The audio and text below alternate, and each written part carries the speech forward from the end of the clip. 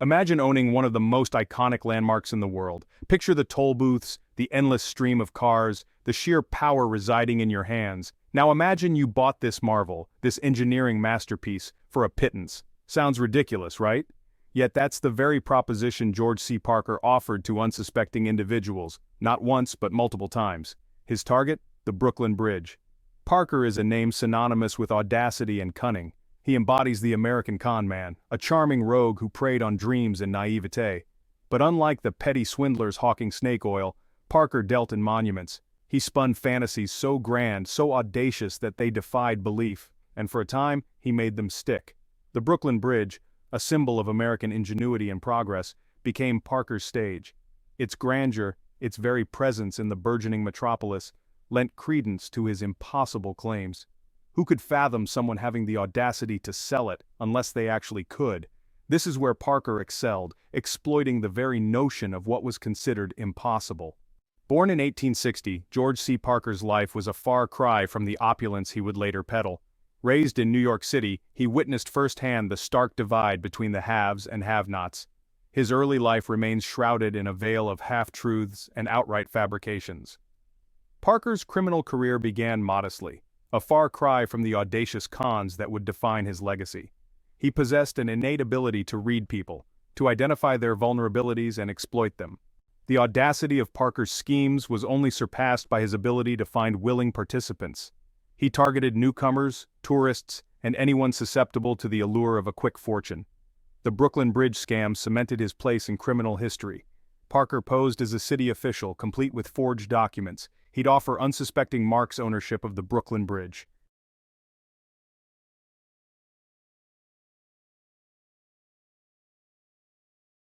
Parker's early life is a mix of truth and fabrication, but a common thread emerges: a young man with a talent for persuasion.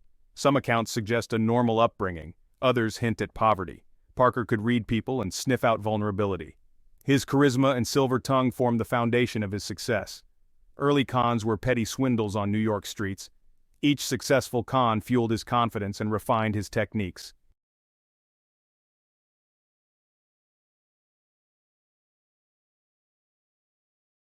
Parker's genius lay not only in his ability to deceive but also in his understanding of the power of presentation. He knew that appearances mattered, that a well-crafted facade could lend credibility to even the most outlandish claims. He dressed impeccably, favoring tailored suits and expensive accessories that hinted at a life of wealth and influence. He perfected the air of a successful businessman, someone who moved in circles of power and privilege. He spoke with an air of authority, peppering his conversations with industry jargon and dropping names of prominent figures to impress his marks. To the untrained eye, he was the epitome of success, a man who oozed confidence and knew how to close a deal. But beneath the veneer of respectability lurked a cunning manipulator, a master of deception who could weave elaborate fantasies that ensnared his victims. He understood the seductive power of greed, how the promise of easy riches could cloud judgment and make even the most outlandish propositions seem plausible. New York City, in the throes of rapid growth, provided the perfect backdrop for Parker's schemes. The city pulsed with chaotic energy, a melting pot of cultures and aspirations. Newcomers, eager for the American dream, flocked to the city. Parker stalked the bustling streets, scanning for potential marks. The Brooklyn Bridge became a recurring motif in Parker's schemes. Its iconic status lent an air of legitimacy to his audacious claims.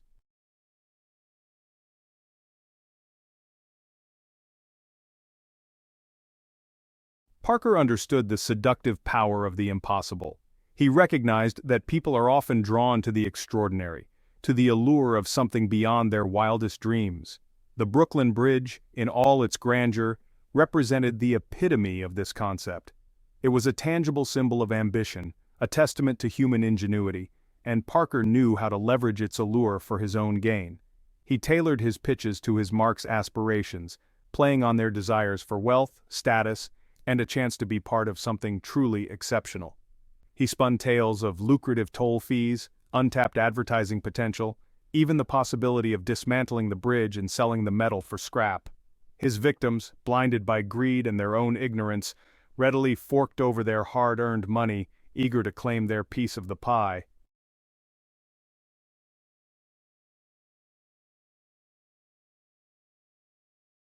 Parker's most audacious con, the one that would forever etch his name in the annals of criminal history, centered around the Brooklyn Bridge. Completed in 1883, the bridge was more than just a marvel of engineering. It was a potent symbol of American progress and ambition. To own it, even in theory, was to possess a piece of the American dream. Parker understood the allure of this dream.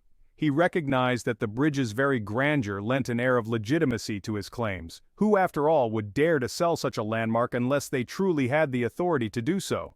This audacious premise formed the bedrock of his most famous scam. His modus operandi was deceptively simple. Posing as a city official, complete with forged documents and an air of unimpeachable authority, Parker would approach unsuspecting marks.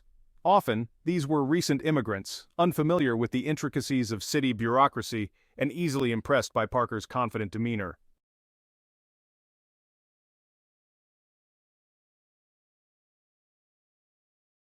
Parker was a master of disguise, not in the literal sense but in his ability to inhabit a role convincingly. He understood that appearances mattered and went to great lengths to cultivate an image of wealth and influence. His suits were impeccably tailored, his shoes polished to a shine, and his pocket watch, a symbol of prosperity in that era, was always prominently displayed. He spoke with the practiced ease of a man accustomed to moving in influential circles, peppering his conversations with industry jargon and dropping names of prominent city officials. His victims, already dazzled by the prospect of owning a piece of the Brooklyn Bridge, were easily swayed by his performance. But Parker's true genius lay in his ability to tailor his pitch to his mark's desires. He understood that greed was a powerful motivator, but he also recognized that people were susceptible to different forms of temptation.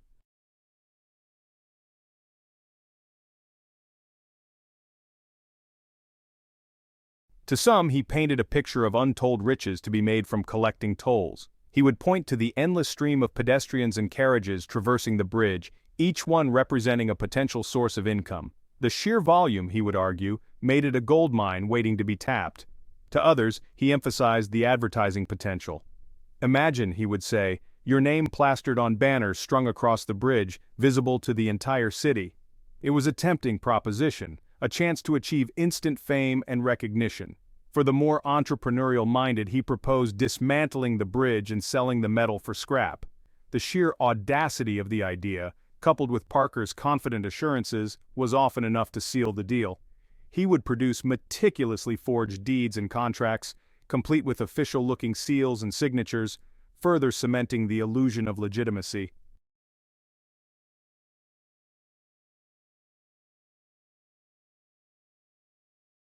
Section 4. The Flaw in the Plan. What's remarkable about Parker's Brooklyn Bridge scam wasn't its complexity but its brazen simplicity.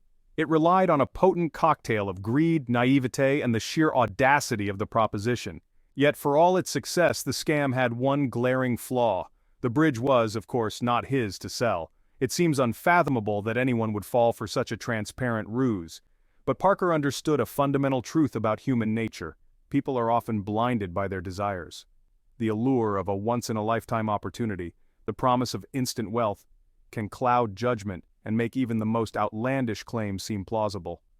Inevitably, Parker's victims would eventually realize they had been duped. The moment of realization, the crushing weight of their folly, must have been a bitter pill to swallow. Some, too embarrassed to admit their gullibility, would quietly slink away, their dreams of riches dashed.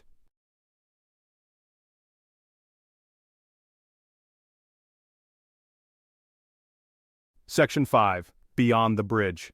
While the Brooklyn Bridge scam cemented Parker's notoriety, it was just one of many cons he perpetrated throughout his long and illustrious career. He was a master of reinvention, constantly devising new schemes and targeting new victims. He sold Grant's tomb, leased Madison Square Garden, and even convinced one unfortunate soul to purchase the Statue of Liberty. His audacity knew no bounds. He preyed on the hopes and dreams of the vulnerable, exploiting their trust for his own financial gain. His victims came from all walks of life, from wide-eyed tourists to seasoned businessmen, each lured by the promise of easy riches and each left to grapple with the consequences of their misplaced trust.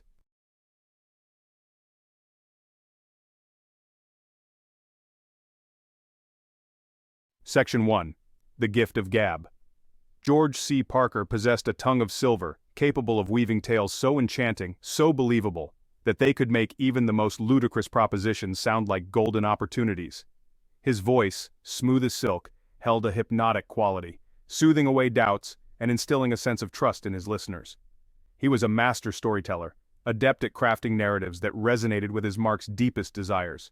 He understood the power of a good yarn, how it could transport people from their mundane realities into a world of limitless possibilities, building trust brick by brick. Parker knew trust was the cornerstone of any successful con. He couldn't just approach a stranger and expect them to hand over their life savings. He needed to build rapport, to make his marks feel special. He was a master of observation, reading people like books. He understood the importance of first impressions. He dressed the part, exuding quiet authority. Parker was a firm believer in the adage that seeing is believing. He knew that words, no matter how persuasive, could only go so far. To truly sell his cons, he needed tangible evidence. Enter the props. He was a master forger, creating official-looking documents, deeds, contracts, permits. He could produce them all. At the heart of Parker's success lay a keen understanding of human nature, particularly its susceptibility to greed and the allure of easy riches. He preyed on the vulnerable, the desperate, the newly arrived, those eager to make their mark. He offered them a shortcut to success, bypassing years of hard work. He exploited cognitive biases, crafting narratives that resonated with their deepest aspirations.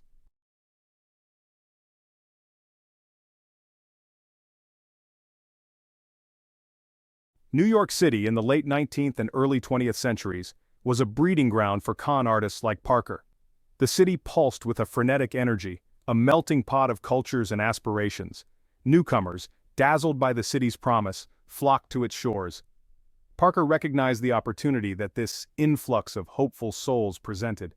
He saw them as marks, ripe for the picking.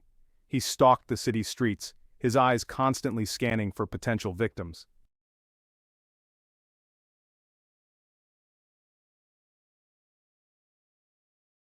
For years, George C. Parker operated with impunity, his audacity and charm seemingly shielding him from the long arm of the law. But as his fame grew, so too did the scrutiny of his endeavors. Newspapers, eager for a sensational story, began to report on his exploits, dubbing him the man who sold the Brooklyn Bridge and other colorful monikers. Law enforcement, initially skeptical of the outlandish tales, could no longer ignore the mounting evidence of Parker's elaborate schemes. Victims, their dreams turned to dust, came forward, their stories painting a damning portrait of a master manipulator who preyed on the vulnerable and unsuspecting. The net began to close in. Parker, ever the opportunist, attempted to stay one step ahead, changing his name, altering his appearance, and disappearing into the anonymity of the city's teeming crowds. But his luck was running out. The authorities were relentless, their pursuit fueled by a sense of justice and a desire to put an end to his reign of deceit.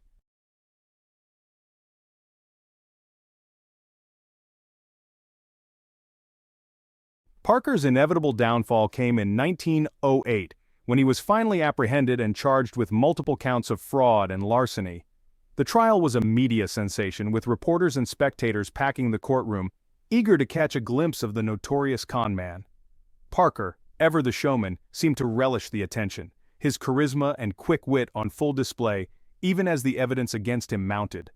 Despite his best efforts to charm the jury, Parker was found guilty and sentenced to a lengthy term at Sing Sing prison. Even behind bars, his spirit remained unbroken. He reportedly continued to con his fellow inmates, running card games, peddling influence, and spinning tales of his past exploits. His story, a cautionary tale of ambition, greed, and the allure of easy riches, became a part of prison lore. He was both admired for his audacity and pitied for his ultimate downfall. Parker, it seemed, couldn't help but hustle, even when stripped of his freedom and surrounded by the consequences of his actions. Parker's legend continued to grow even after his incarceration. His story became a staple of American folklore, a cautionary tale about blind trust and the power of a good con. The Brooklyn Bridge, forever linked to his name, symbolized both human ingenuity and gullibility. His story served as a warning to be wary of smooth talkers and too-good-to-be-true promises. George C. Parker, the man who sold the Brooklyn Bridge, died in prison in 1936, his body laid to rest in an unmarked grave. But his legacy, like the bridge he famously claimed to own, continues to stand the test of time. His story serves as a timeless reminder of the enduring power of deception, the the allure of easy riches, and the human capacity for both great ingenuity and profound gullibility. Parker's legacy, like the bridge he never owned, serves as a constant reminder that the line between reality and illusion is often thinner than we think.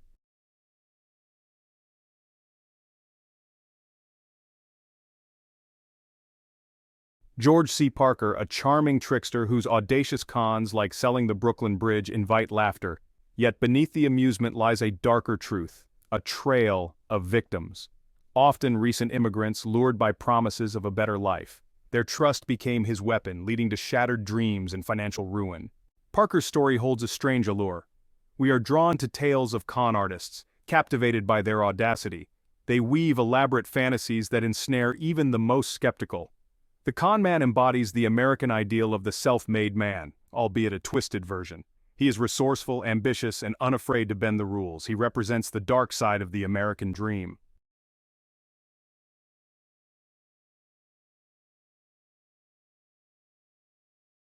The Brooklyn Bridge, forever linked to Parker's name, serves as a potent symbol of the delicate balance between dreams and deception.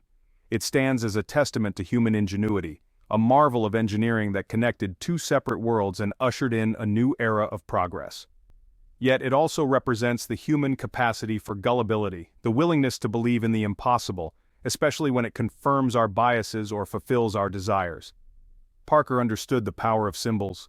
He knew that the bridge, with its grandeur and iconic status, lent an air of legitimacy to his claims. Who, after all, would dare to sell such a landmark unless they truly had the authority to do so? He played on his victims' aspirations, their desire to be part of something grand and enduring. The bridge, in essence, became a metaphor for the con itself, a bridge between reality and illusion, a structure built on a foundation of lies and deceit, yet possessing a strange and undeniable allure.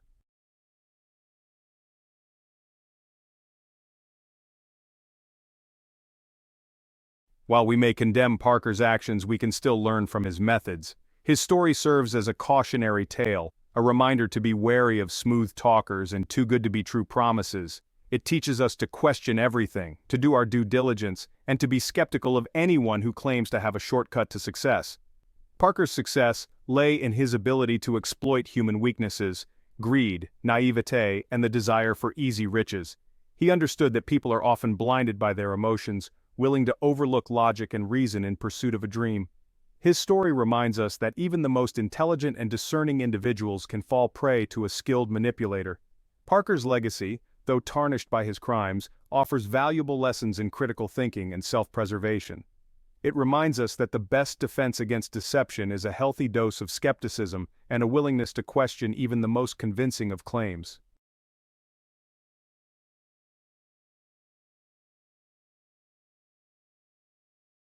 George C. Parker may have died in prison, his body laid to rest in an unmarked grave, but his legacy, like the bridge he famously claimed to own, continues to loom large in the annals of American folklore.